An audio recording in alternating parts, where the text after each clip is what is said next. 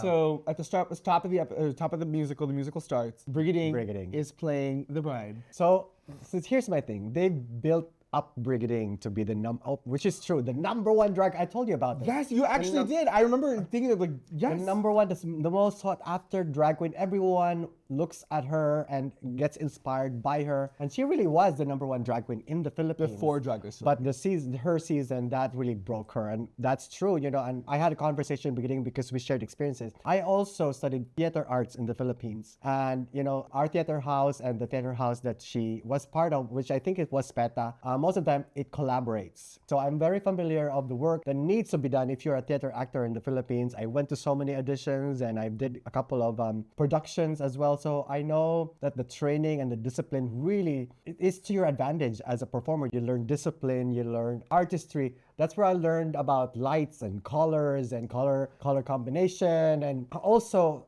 different types of acting methods.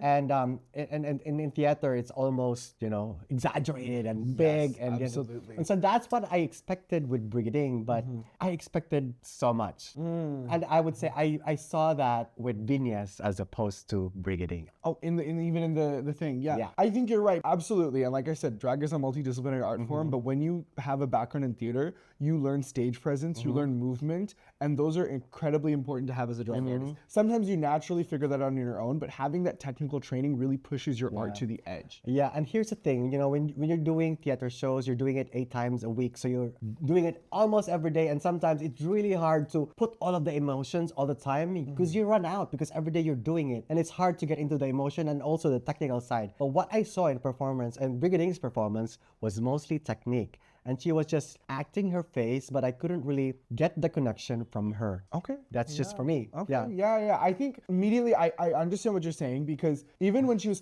at the very beginning, it's the bride running up and saying, "Get this ready, get that ready," and it felt like she wasn't playing to us. She wasn't playing to the camera. And I think it is one thing to perform something on stage because you're creating a moment to watch, but at the same time, drag is so much about the audience, and I think sometimes you need to have half a brain on this other side too.